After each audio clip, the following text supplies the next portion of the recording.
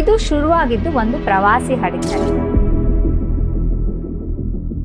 ಎಲ್ಲರೂ ನೇಚರ್ ಎಕ್ಸ್ಪಿಡಿಷನ್ಗೆ ಅಂತ ಹೊರಟವರು, ಹಕ್ಕಿಗಳನ್ನ ನೋಡಕ್ಕೆ, ಟ್ರೆಕ್ಕಿಂಗ್ ಆಗಿ ಹೀಗೆ ಎಂಜಾಯ್ ಮಾಡಕ್ಕೆ ಅಂತ ಹೊರಟವರಿದ್ರು. ಅದರಲ್ಲಿ ಒಬ್ರು ದಿಢೀರ್ ಅಂತ ಪ್ರಾಣ ಕಳ್ಕೊಂಡ್ಬಿಟ್ರು. This is unusual. This is the only virus variant which is making humans fall sick faster. ತಗೋ ಶುರುವಾಯ್ತು ಮತ್ತೊಂದು ವೈರಸ್. ಲಾಕ್ ಡೌನ್ ಸಾಧ್ಯನಾ? ಕೋವಿಡ್ಗಿಂತಲೂ ಡೇಂಜರಸ್. ಇದರೊಂದರಿಂದನೇ ಜನಕ್ಕೆ ಕಾಯಿಲೆ ಆಗೋದು ಜಾಸ್ತಿ, ಹಾಗೆ ಸಿವಿಯರಿಟಿ ಆಗೋದು ಜಾಸ್ತಿ, ಆಮೇಲೆ ಮನುಷ್ಯರಿಂದ ಮನುಷ್ಯಗೆ ಹೋಗೋತಕ್ಕಂಥ ಇದು ಜಾಸ್ತಿ.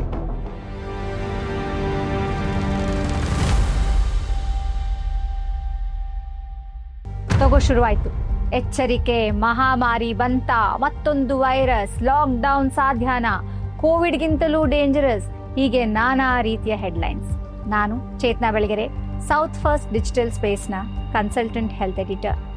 ನನ್ನ ಈ ಖಾಸ್ ಬಾರ್ನಲ್ಲಿ ನಿಮ್ಮೆಲ್ಲರಿಗೂ ಕಾಡುತ್ತಿರುವ ಈ ಹ್ಯಾಂಟಾ ವೈರಸ್ ಅಂದ್ರೆ ಏನು, ಭಾರತದಲ್ಲಿರುವವರು ಇದ್ರ ಬಗ್ಗೆ ಎಚ್ಚರಿಕೆ ವಹಿಸ್ಬೇಕಾ, ನಾವು ಕೂಡ ಇಲಿಗಳ ಹತ್ರ ಮತ್ತೆ ನಮ್ಮ ಈ ರೋಡೆಂಟ್ಸ್ ಅಂತ ಏನಂತೀವಿ ನಾವು, ಅದ್ರ ಜೊತೆ ಹೆಣ್ಗಾಡ್ತಾ ಇರ್ತೀವಿ, ದಿನನಿತ್ಯದಲ್ಲಿ ನೋಡ್ತಾ ಇರ್ತೀವಿ. ಸೊ ನಾವು ಭಯ ಪಡುವಂತಹ ಸಿಚುವೇಶನ್ ಅಲ್ಲಿ ಇದೀವಾ? ಸೊ ಈ ತರಹದ ಪ್ರಶ್ನೆಗಳಿಗೆ ಉತ್ತರಿಸಲು ಪ್ರಯತ್ನಿಸ್ತೇನೆ ನನ್ನ ಇವತ್ತಿನ ಈ ಖಾಸ್ ಬಾತ್ನಲ್ಲಿ. ಇದು ಶುರುವಾಗಿದ್ದು ಒಂದು ಕ್ರೂಸ್ ಶಿಪ್ ಅಂದ್ರೆ ಪ್ರವಾಸಿ ಹಡಗಿನಲ್ಲಿ. ಓಷನ್ ವೈಡ್ ಎಕ್ಸ್ಪೆಡಿಷನ್ಸ್ ಅನ್ನೋ ಡಚ್ ಕಂಪ್ನಿಗೆ ಸೇರಿದ ಈ ಹಡಗು ಏಪ್ರಿಲ್ 1ನೇ ತಾರೀಕು ಅರ್ಜೆಂಟೀನಾದಿಂದ ಹೊರಟಿತ್ತು. ಇದರಲ್ಲಿ ಒಟ್ಟು 88 ಪ್ಯಾಸೆಂಜರ್ಸ್, 61 ಸಿಬ್ಬಂದಿಗಳಿದ್ರು. ನಾರ್ಮಲಿ ಕ್ರೂಸ್ ಶಿಪ್ಗಳಲ್ಲಿ ಏನಾಗುತ್ತೆ ಅಂದ್ರೆ ಗುರುತು ಪರಿಚಯ ಇಲ್ದಿರೋರು ಕೂಡ ಇರ್ತಾರೆ. ಆದ್ರೆ ಈ ಹಡಗಲ್ಲಿ ಸುಮಾರು ಕ್ಲೋಸ್ ಕಮ್ಯುನಿಟಿ, ಅಂದ್ರೆ ಎಲ್ಲರೂ ನೇಚರ್ ಎಕ್ಸ್ಪಿಡಿಷನ್ಗೆ ಅಂತ ಹೊರಟವರು, ಹಕ್ಕಿಗಳನ್ನ ನೋಡಕ್ಕೆ, ಟ್ರೆಕ್ಕಿಂಗ್ ಆಗಿ ಹೀಗೆ ಎಂಜಾಯ್ ಮಾಡಕ್ಕೆ ಅಂತ ಹೊರಟವರಿದ್ರು. ಅವರೆಲ್ಲರೂ ಮೇ ಮಧ್ಯದ ಹೊತ್ತಿಗೆ ಸ್ಪೇನ್ನ ಟ್ಯಾನೋರಿಫ್ ಅನ್ನೋ ಒಂದು ಜಾಗನ ತಲುಪಬೇಕಿತ್ತು. ಆದರೆ ಏಪ್ರಿಲ್ 6ನೇ ತಾರೀಕು ಏನಾಯ್ತು ಅಂದ್ರೆ ಡಚ್ಚಿಂದ ಬಂದಿರೋ ಅಂತ 2 ಪ್ರವಾಸಿಗರಿಗೆ, ಗಂಡ ಹೆಂಡತಿಗೆ ಸ್ವಲ್ಪ ಸಿಂಪ್ಟಮ್ಸ್ ಕಾಣಿಸ್ಕೊಂಡು ಹುಷಾರ್ ತಪ್ಪಿದ್ರು. ಅದರಲ್ಲಿ ಒಬ್ಬರು ದಿಢೀರ್ ಅಂತ ಪ್ರಾಣ ಕಳ್ಕೊಂಡ್ಬಿಟ್ರು. ಸೊ ಏಪ್ರಿಲ್ 24ರಂದು ಅವ್ರಿಗೆ ಫಸ್ಟ್ ಆಫ್ ಆಲ್ ಪ್ರಾಣ ಕಳ್ಕೊಂಡಾಗ ಅವಾಗ ಏನಾಯ್ತು, ಯಾಕೆ ಹೀಗಾಯ್ತು ಅಂತ ಅವ್ರು ಯಾರಿಗೂ ಅಲ್ಲಿ ಪೋಸ್ಟ್ ಮಾರ್ಟಮ್ ಮಾಡಿ ಗೊತ್ತಾಗೋ ಹಾಗೆ ಏನು ಪ್ರಮೇಯ ಇರಲಿಲ್ಲ. ಸೊ ಅವ್ರು ಏನು ಮಾಡಿಬಿಟ್ರು, ಏಪ್ರಿಲ್ 24 ಅಂದ್ರು ಅವ್ರ ಗಂಡನ ಬಾಡಿಯನ್ನ ಸೌತ್ ಅಟ್ಲಾಂಟಾದ ಒಂದು ರಿಮೋಟ್ ಐಲ್ಯಾಂಡಲ್ಲಿ ಇಳಿಸಿದ್ರು. ಅಲ್ಲಿಂದ ಸೌತ್ ಆಫ್ರಿಕಾಗೆ ಫ್ಲೈಟಲ್ಲಿ ತಗೊಂಡು ಹೋಗ್ತಾರೆ ಆ ಬಾಡಿನ. ಆದರೆ ಅವರು ಅಲ್ಲಿ ರೀಚ್ ಆಗೋ ಹೊತ್ತಿಗೆ ಅವರಿಗೂ ಹುಷಾರ್ ತಪ್ಪಿ, ಅವ್ರ ಹೆಂಡತಿಗೂ ಅಂದರೆ ಯಾರು ಸತ್ತೋಗಿದ್ರು, ತೀರ್ ಹೋಗಿದ್ರು, ಅವರ ಹೆಂಡತಿಗೂ ಕೂಡ ಹುಷಾರ್ ತಪ್ಪಿ ಸೇಮ್ ಸಿಂಪ್ಟಮ್ಸ್ ಶುರುವಾಗುತ್ತೆ ಆ್ಯಂಡ್ ಅವರು ICU ಅಲ್ಲಿ ಪ್ರಾಣ ಬಿಡ್ತಾರೆ. ಏಪ್ರಿಲ್ 26ಕ್ಕೆ ಆ ಹೆಂಗಸಿನ ಪೋಸ್ಟ್ ಮಾರ್ಟಮ್ ಮಾಡ್ತಾರೆ. ಅದರಲ್ಲಿ ತಿಳಿಯುತ್ತೆ ಅವರಿಗೆ ಹ್ಯಾಂಟಾ ವೈರಸ್ ಸೋಂಕಾಗಿದೆ, ಅದರಿಂದಾನೇ ಅವರು ಮೃತಪಟ್ಟಿದ್ದಾರೆ ಅಂತ. ಸೊ ಅದೇ ಟೈಮಲ್ಲಿ ಏಪ್ರಿಲ್ 27ಕ್ಕೆ ಹಡಗಿನ ಮತ್ತೊಬ್ಬ ಪ್ಯಾಸೆಂಜರ್ಗೆ ಉಸಿರಾಟದ ತೊಂದರೆ ಆಗಿ ಅವರನ್ನು ಸೌತ್ ಆಫ್ರಿಕಾದ ಹಾಸ್ಪಿಟಲ್ಗೆ ಶಿಫ್ಟ್ ಮಾಡಬೇಕಾಗಿ ಬರುತ್ತೆ. ಆದರೆ ಮೇ 2ನೇ ತಾರೀಕು ಜರ್ಮನಿಯಿಂದ ಬಂದ ಮತ್ತೊಬ್ಬ ಪ್ಯಾಸೆಂಜರ್ ಪ್ರಾಣ ಕಳ್ಕೊತಾರೆ. ಅಷ್ಟರಲ್ಲಿ ಇಲ್ಲಿ ಒಂದು ಕ್ಲಸ್ಟರ್ ಆಗಿದೆ, ಅಂದರೆ ಒಂದು ಗುಂಪಿನಂತೆ ಸಿಂಪ್ಟಮ್ಸ್ ಕಾಣಿಸ್ತಾ ಇದೆ ಅಂತ WHO ಮಾಹಿತಿ ತಲುಪಿ ಕೂಡಲೇ ಅವರು ಎಚ್ಚೆತ್ತುಕೊಳ್ತಾರೆ. WHO ವರ್ಲ್ಡ್ ಹೆಲ್ತ್ ಆರ್ಗನೈಸೇಷನ್ ಹಡಗನ್ನು ಕೇಪ್ ವಾರ್ಡೆ ಅನ್ನೋ ಜಾಗದಲ್ಲಿ ನಿಲ್ಲಿಸಿ ಅಂತ ಸೂಚಿಸ್ತಾರೆ. ಆದರೆ ಹಡಗನ್ನು ಅಲ್ಲಿ ನಿಲ್ಲಿಸಲು ಆ ದೇಶದ ಅಥಾರಿಟೀಸ್ ಒಪ್ಪಲ್ಲ. ಡಾಕ್ಟರ್ಸ್ನ ಕಳಿಸಿ ಟ್ರೀಟ್ಮೆಂಟ್ ಕೊಡ್ತೀವಿ ಅಂತ ಅಷ್ಟು ಮಾತ್ರ ಹೇಳ್ತಾರೆ. ಸೊ ಆವಾಗ ಪೊಲಿಟಿಕಲ್ ಇಂಟರ್ಫಿಯರೆನ್ಸ್ ಮಾಡಿ ಹೀಗೂ ಕನ್ವಿನ್ಸ್ ಮಾಡಿ ಆ ಶಿಪ್ಪಲ್ಲಿರೋ ಎಲ್ಲ ಪ್ಯಾಸೆಂಜರ್ಸ್ನ ಟ್ರೀಟ್ಮೆಂಟ್ ಶುರುವಾಗತ್ತೆ. ಸೊ ಇದುವರೆಗೂ ನಮ್ಗೆ ಗೊತ್ತಿರೋ ಮಾಹಿತಿ ಪ್ರಕಾರ 8 ಕೇಸಸ್ ರಿಪೋರ್ಟ್ ಆಗಿದ್ದು 3 ಜನ ಮೃತಪಟ್ಟಿದ್ದಾರೆ. 5 ಕನ್ಫರ್ಮ್ಡ್ ಕೇಸಸ್ ಆಫ್ ಹ್ಯಾಂಟಾ ವೈರಸ್ ಅಂತ ಗೊತ್ತಾಗಿದೆ. ಇದರಲ್ಲಿ ಎಲ್ಲರೂ ಜರ್ಮನಿ, ಸ್ವಿಟ್ಜರ್ಲ್ಯಾಂಡ್ ಹೀಗೆ ಒಂದೊಂದು ಕಡೆ ಟ್ರೀಟ್ಮೆಂಟಲ್ಲಿದ್ದಾರೆ. ಬೇರೆ ಯಾರಿಗೂ ಇನ್ನೂ ಸಿಂಪ್ಟಮ್ಸ್ ಕಾಣಿಸ್ಕೊಂಡಿಲ್ಲ. ಬೇರೆ ಯಾರಿಗೂ ಹಡಗಲ್ಲಿರೋ ಬೇರೆ ಜನಕ್ಕೆ ಯಾರಿಗೂ ಸಿಂಪ್ಟಮ್ಸ್ ಇನ್ನೂ ಕಾಣಿಸ್ಕೊಂಡಿಲ್ಲ. ಸೊ ಈ ಮಧ್ಯೆ ನಮ್ಗೆ ಇನ್ನೂ ಏನು ಮಾಹಿತಿ ಗೊತ್ತಾಗಿದೆ ಅಂತಂದರೆ ಹಡಗಿನಲ್ಲಿ 2 ಭಾರತದ ಮೂಲದ ಸಿಬ್ಬಂದಿಗಳು ಕೂಡ ಇದ್ದಾರೆ ಅಂತ. ಅವ್ರ ಯೋಗಕ್ಷೇಮ ಹೇಗಿದೆ, ಅವರಿಗೆ ಈ ವೈರಸ್ ಬಂದಿದೆಯಾ ಅಥವಾ ಅವರು ಹುಷಾರ್ ತಪ್ಪಿದ್ದಾರಾ ಅನ್ನೋ ಮಾಹಿತಿ ಇನ್ನೂ ಕೂಡ ಸಿಕ್ಕಿಲ್ಲ. ಈ ಕಡೆ ಏನಾಗ್ತಿದೆ ಅಂದರೆ ಸೇಂಟ್ ಹೆಲೆನಾಯಿಂದ ಜೋಹಾನ್ಸ್ಬರ್ಗ್ಗೆ ಏರೋಪ್ಲೇನಲ್ಲಿ ಟ್ರಾವೆಲ್ ಮಾಡಿದ್ರಲ್ಲ ಆ ಹೆಂಗಸು, ಅವರ ಜೊತೆ ಸುಮಾರು 80 ಜನ ಪ್ರಯಾಣಿಕರಿದ್ರು. ಸೊ ಅವರನ್ನೆಲ್ಲ ಟ್ರೇಸ್ ಮಾಡುವ ಕಾರ್ಯಾಚರಣೆ ಈಗ ಆರಂಭ ಆಗಿದೆ.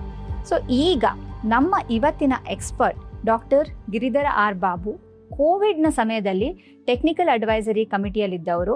ಅವರ ಎಕ್ಸ್ಪರ್ಟೀಸ್ ಈ ತರಹದ ವೈರಾಣುಗಳನ್ನು ಟ್ರ್ಯಾಕ್ ಮಾಡುವುದರ ಬಗ್ಗೆ, ನಮ್ಮ ಪಬ್ಲಿಕ್ ಹೆಲ್ತ್ನ ಹೇಗೆ ಕಾಪಾಡಿಕೊಳ್ಬೇಕು ಅನ್ನೋದ್ರ ಬಗ್ಗೆ ಅವ್ರ ಹತ್ರ ಕೇಳೋಣ, ಯಾಕಂದರೆ ಅವ್ರಿಗಿಂತ ಎಕ್ಸ್ಪರ್ಟ್, ನಮಗೆ ಎಕ್ಸ್ಪ್ಲೇನ್ ಮಾಡೋಕ್ಕೆ he is the best person. So ಈ ಹ್ಯಾಂಟಾ ವೈರಸ್ ಬಗ್ಗೆ 2 ವಾರಗಳ ಮುಂಚೆ ನಮ್ಮ ಭಾರತೀಯರಿಗೆ ಬಹುಶಃ ನಾವು ಯಾರೂ ಕೇಳೇ ಇರಲಿಲ್ಲ. So sir, first of all my first question is, ಏನಿದು ಹ್ಯಾಂಟಾ ವೈರಸ್? ಇದು ಹಂಟಾ ವೈರಸ್ ಅಂದರೆ ಒಂದು ವೈರಸ್ ಅಲ್ಲ, it's A family of virus. ಸುಮಾರು ವೈರಸ್ಗಳನ್ನ ಸೇರಿಸಿ ಅದೊಂದು ಗ್ರೂಪ್ ಅಂತ ಕರೆಯೋದು.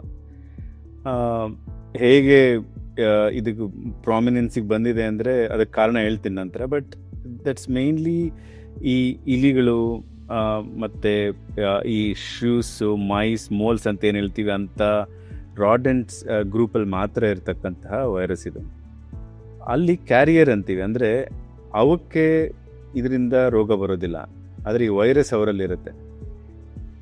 ಎಲ್ಲಿ ತನಕ ಅದು ಕ್ಯಾರಿ ಆಗ್ತಾ ಇರುತ್ತೋ ಅಲ್ಲಿ ತನಕ ಅವ್ರಿಗೇನು ತೊಂದರೆ ಇಲ್ಲ. ಯಾವಾಗ ಅದು ಅದರಿಂದ ಡ್ರಾಪಿಂಗ್ಸ್ ಇರ್ಬೋದು, ಅದರ ಎಂಜಲ್ ಇರ್ಬೋದು, ಅಥವಾ even the urine of these rodents, they come in touch with contamination of the human beings. ಯಾವಾಗ ಮನುಷ್ಯರಿಗೆ ಅದ್ರ ಜೊತೆ ಕಾಂಟ್ಯಾಕ್ಟ್ ಬರುತ್ತೋ, ಅಥವಾ ಮೈಕ್ರೋಸ್ಕೋಪಿಕ್ ಪಾರ್ಟಿಕಲ್ಸ್ ಅಂತ ಏನು ಹೇಳ್ತೀವಿ ಅದನ್ನು ನಾವು ಯಾವಾಗ ನಮ್ಮ ಉಸಿರಲ್ಲಿ ತಗೊಳ್ತೀವೋ ಆವಾಗ ಇನ್ಫೆಕ್ಷನ್ ಮನುಷ್ಯರಿಗೆ ಬರೋತಕ್ಕಂಥದ್ದು ನೋಡಿದ್ದೀವಿ. ಇದು ಹೆಸರು ಕೂಡ ಹಂಟಾ ಅನ್ನೋದು ಒಂದು ನದಿ, ಇದು ಸೌತ್ ಕೊರಿಯಾದಲ್ಲಿರೋದು, ಅಲ್ಲಿಂದ ಬಂದಿರತಕ್ಕಂಥದ್ದು.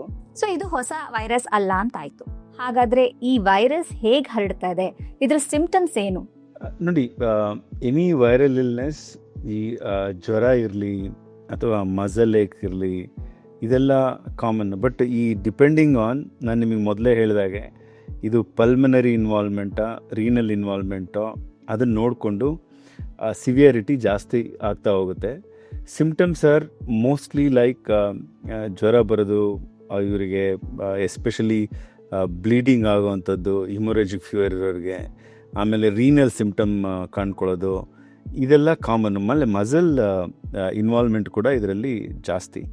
ಬಟ್ ಇದು ಬಂದಾದ ನಂತರ ಈ ಸಿವಿಯರಿಟಿ ಏನಂತೀವಿ, ಇದರಿಂದ ನಾವು ರೆಸ್ಪಿರೇಟರಿ ಡಿಸ್ಟ್ರೆಸ್ ಆಗೋದಾಗಲಿ ಅಥವಾ ಕಿಡ್ನಿ ಕಂಪ್ಲೀಟ್ ಇನ್ವಾಲ್ವ್ ಆಗೋದಾಗಲಿ, ಅದು ಫಾಸ್ಟಾಗೂ ಆಗುತ್ತೆ, ಹಾಗೆ ಸಿವಿಯರ್ ಆಗೂ ಆಗುತ್ತೆ. ಆದ್ದರಿಂದ ಬರೋದನ್ನು ತಡಿಬೇಕು.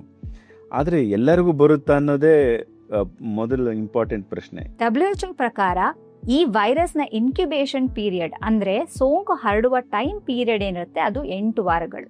ಹಾಗಾಗಿ ಕ್ರೂಸ್ನ ಬೇರೆ ಪ್ರಯಾಣಿಕರಿಗೆ ಮತ್ತು ಫ್ಲೈಟ್ನಲ್ಲಿ ಟ್ರಾವೆಲ್ ಮಾಡಿದ ಪ್ರಯಾಣಿಕರನ್ನು ಟ್ರೇಸ್ ಮಾಡಿ ಐಸೋಲೇಷನಲ್ಲಿ ಇಡಲಾಗ್ತಾ ಇದೆ.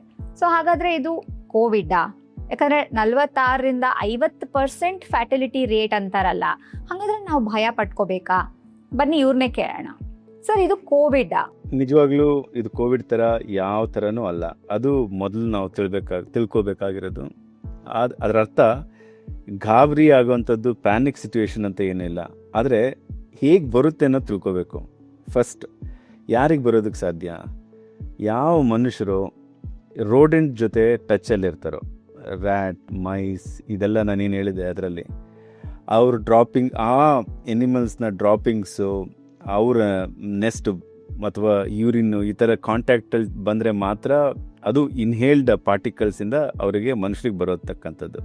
ಇದು ಒಂದು ಮೇನ್ ರೂಟ್. ಆದರೆ ಇದು ಅನ್ಯೂಶುವಲ್ ಯಾಕಾಯಿತು ಅಂದರೆ, ಒಬ್ಬರು ಏರ್ ಕ್ರೂ ಮೆಂಬರ್ ಕೂಡ ಇದು ಆಮೇಲೆ ಕಾಣಿಸ್ಕೊಳೋದ್ರಿಂದ.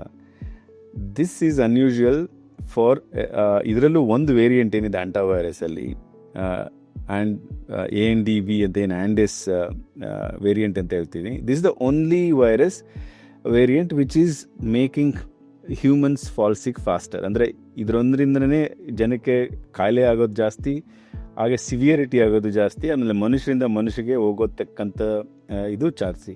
ಆದರೆ ಅದು ಎಲ್ಲರಿಗೂ ಬರೋದಿಲ್ಲ. ಹೇಗೆ ನಾವು COVID-19 ನೋಡಿದ್ವೋ, ಒಂದು ಸಲ ಬಂತು ಅಂದರೆ ಉಳಿದವ್ರು ಯಾರ್ಯಾರು ಇದಕ್ಕೆ ಇಮ್ಯೂನ್ ಆಗಿಲ್ಲೋ ಅವ್ರಿಗೆಲ್ಲರಿಗೂ ಬರೋ ಥರ ಚಾನ್ಸೇ ಇಲ್ಲ ಇದರಲ್ಲಿ. ಹಾಗಾದ್ರೆ ಪಬ್ಲಿಕ್ ಹೆಲ್ತ್ ರಿಸ್ಕ್ ಏನು? ನಾವು ಯಾವುದ್ರ ಬಗ್ಗೆ ನಾವು ಭಯ ಪಟ್ಕೊಳ್ಬೇಕಾ, ಅಥವಾ ನಾವು ಏನಂತ ಕನ್ಸರ್ನ್ಸ್ ತಗೋಬೇಕು? ಈ ಸೋಂಕು ಬಂದವರೆಲ್ಲ ಸತ್ತೇ ಸಾಯ್ತಾರಾ? ಪ್ರತಿ ಸಲ ನೀವು ಕ್ರೂಸ್ ಶಿಪ್ಪಲ್ಲಿ ಹೋಗ್ತಿರ್ಬೇಕಾದ್ರೆ ಕೆಲವೆಲ್ಲ ಈ ರೆಸ್ಪಿರೇಟರಿ ಡಿಸೀಸ್ ಆಗೋದು common. This is not something unusual.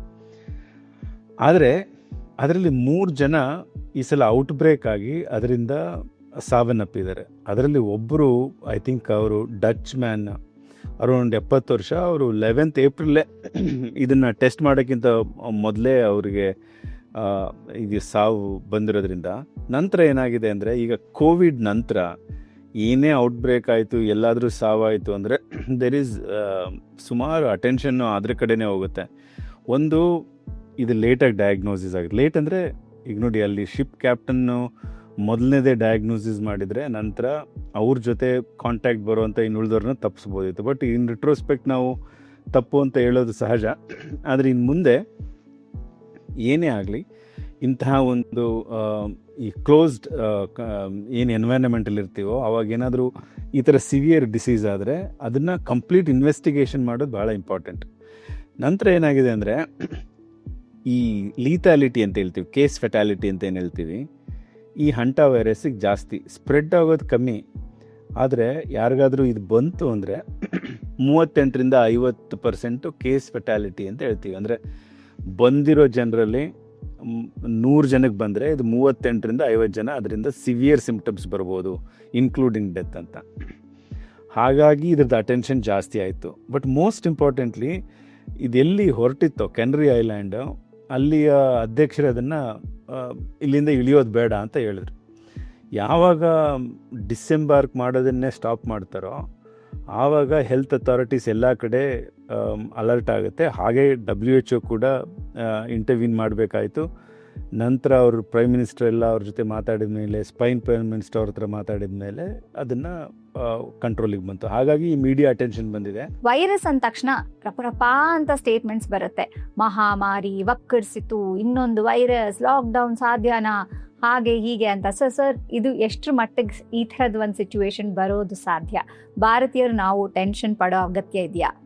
ಇದು ಬರಬೇಕು ಅಂದರೆ ಆರ್ಡಿನರಿ ಏರ್ ಅಥವಾ ಕ್ಲೋಸ್ ಸ್ಪೇಸಸ್ ಏನೇನಿರುತ್ತೆ ಅಂತ ಬರಬೇಕು. ಅವರಿಂದ ನಮಗೆ ಡೈರೆಕ್ಟ್ ಟಚ್ ಇರಬೇಕು.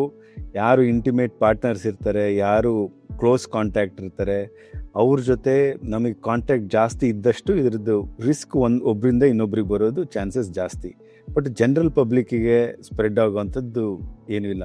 ಆದ್ದರಿಂದ ಈ ಆರ್ಡಿನರಿ ಫುಡ್ ವಾಟರಲ್ಲಾಗಲಿ, ಇನ್ಸೆಕ್ಟ್ಸಿಂದ ಟ್ರಾನ್ಸ್ಫರ್ ಆಗೋದಾಗಲಿ, ಸರ್ಫೇಸ್ಗಳಿಂದ ಟ್ರಾನ್ಸ್ಫರ್ ಆಗೋದಾಗಲಿ, ಅಥವಾ ನಾವು ಹೋಗ್ತಿರ್ತಕ್ಕಂಥ ಬಸ್ಸು, ಟ್ರೈನು ಅದರಿಂದ ಟ್ರಾನ್ಸ್ಫರ್ ಆಗೋಂಥದ್ದಕ್ಕಾಗಲಿ ಅವಕ್ಕೆಲ್ಲ ಚಾನ್ಸ್ ಇಲ್ಲವೇ ಇಲ್ಲ. ಚಾನ್ಸ್ ಯಾವಾಗಿದೆ ಅಂದರೆ, ಯಾರಿಗಾದರೂ ಅದು ಬಂದಿದ್ದು ಅವ್ರ ಜೊತೆ ನೀವು ಕ್ಲೋಸ್ ಟಚ್ಚಲ್ಲಿದ್ದು ಆವಾಗ ಮಾತ್ರ ಬರುತ್ತೆ. ಇಲ್ಲ ರಾಡೆಂಟ್ಸ್ ಜೊತೆ ಡೈರೆಕ್ಟಲ್ಲಿ ಟಚ್ ಇದ್ದರೆ ಮಾತ್ರ ಬರುತ್ತೆ. ಹಾಗಾಗಿ ಇದ್ರ ಬಗ್ಗೆ ಗಾಬರಿ ಆಗೋದು ನೆಸೆಸಿಟಿ ಡೆಫಿನೆಟ್ಲಿ ಇಲ್ಲ. ಆದರೆ ತಿಳ್ಕೊಳ್ಳೋದು ಬೇಕಾಗಷ್ಟಿದೆ. ಯಾಕೆಂದರೆ COVID-19 ನಂತರ ಇದು ಔಟ್ಬ್ರೇಕ್ ಬಂದಿರೋದ್ರಿಂದ ಇನ್ನು ಮುಂದೆ ಬರ್ತಕ್ಕಂಥ ಕಾಯಿಲೆಗಳೆಲ್ಲ 85% of the outbreaks in future zoonotic in nature ಅಂತೀವಿ. ಅಂದರೆ ಎಲ್ಲಿ ಎನಿಮಲ್ ಮತ್ತು ಹ್ಯೂಮನ್ ಇಂಟರ್ಫೇಸ್ ಇರುತ್ತೋ ಅಂಥ ಔಟ್ಬ್ರೇಕ್ಸೇ ಬರೋದು ಚಾನ್ಸಸ್ ಜಾಸ್ತಿ ಇರೋದ್ರಿಂದ ನಾವು ಸರ್ವೆಲೆನ್ಸ್ ಯಾವಾಗಲೂ ಹೆಲ್ತ್ ಸಿಸ್ಟಮ್ ನಾವು ಸ್ಟ್ರೆಂಥನ್ ಮಾಡಬೇಕಾಗಿರೋದು ಸರ್ವೆಲೆನ್ಸು. ಈ ಥರ ಕಾಯಿಲೆಗಳು ಬಂದರೆ ಹೇಗೆ ತಡಿಬೇಕು, ಹೇಗೆ ಕಂಡುಹಿಡಿಬೇಕು, ಹೇಗೆ ರಿಪೋರ್ಟ್ ಮಾಡಬೇಕು, ಫಸ್ಟ್ ಆ್ಯಕ್ಷನ್ಸ್ ಏನು ತೊಗೋಬೇಕು. ಸರ್ವೆಲೆನ್ಸ್ ಅಂದರೆ ಡೇಟಾನ ಕಲೆಕ್ಟ್ ಮಾಡಿಬಿಟ್ಟು ಅದ್ರ ಮೇಲೆ ಏನು ಆ್ಯಕ್ಷನ್ ತೊಗೊಳ್ತಾ ಇದ್ದೀವಿ ಅಂತ, ಅದು ನಾವು ಮಾಡ್ತಾ ಇದ್ದೀವಾ, ಅದಕ್ಕೆ ಆದ್ಯತೆ ಕೊಟ್ಟಿದ್ದೀವ ಅನ್ನೋದು ಇಂಪಾರ್ಟೆಂಟ್. ಸರ್, ನಮ್ಮ ರಾಜ್ಯದಲ್ಲೂ ಹಳ್ಳಿಗಳಲ್ಲಿ, ಸಿಟಿಗಳಲ್ಲಿ ಇಲಿ, ಹೆಗ್ಣ ಇದೆಲ್ಲ ನಾವು ನೋಡ್ತಾನೆ ಇರ್ತೀವಿ. ಸೊ ನಾವು ಎಚ್ಚರಿಕೆಯಿಂದ ಇರಬೇಕಾ? ಹಾಗಾದರೆ ಹ್ಯಾಂಟಾ ವೈರಸ್ ಇಲ್ಲೂ ಹರಡಬಹುದಾ? ಈಗ ಈ ನಮ್ಮಲ್ಲಿ ಭಾರತ ದೇಶದಲ್ಲಿರೋ ಇಲಿ ಹೆಗ್ಣಗಳಲ್ಲಿ ಇರುವಂಥ ವೈರಸ್ಸು ಇದು ಸಿಯೋಲ್ ವೇರಿಯಂಟು ಹ್ಯಾಂಟಾ ವೈರಸ್. ಅದು ಮನುಷ್ಯರಿಗೆ ಬರೋದಿಲ್ಲ. ಆದರೆ ಇವಾಗ ಬಂದಿರೋ ಆ್ಯಂಡಿಸ್ ವೈರಸ್ ಏನಿದೆ, ಇದು ಒಬ್ಬ ಮನುಷ್ಯರಿಂದ ಇದೊಂದರಿಂದ ಮಾತ್ರ ಚಾನ್ಸಸ್ ಆಗೋದು, ಒಬ್ಬರಿಂದ ಒಬ್ರಿಗೂ ಚಾನ್ಸಸ್ ಜಾಸ್ತಿ. ನಮ್ಮಲ್ಲಿರೋ ವೈರಸ್ ವೇರಿಯಂಟ್ ಈ ಥರ ಚೇಂಜ್ ಆಗ್ಬೋದಾ? ಇಲ್ಲ ಅಂತ ಡೆಫಿನೆಟ್ಲಿ ಇಲ್ಲ ಅಂತ ಇಲ್ಲಿ ತನಕ ಹೇಳ್ಬೋದು. ಯಾಕಂದರೆ ಇಲ್ಲಿವರೆಗೂ ಅದ್ರದ್ದು ಎವಿಡೆನ್ಸ್ ಇಲ್ಲವೇ ಇಲ್ಲ ಈ ಥರ ಮನುಷ್ಯರಿಗೆ ಬರುತ್ತೆ ಈ ಇಲಿ ಹೆಗ್ಣಗಳಿಂದ.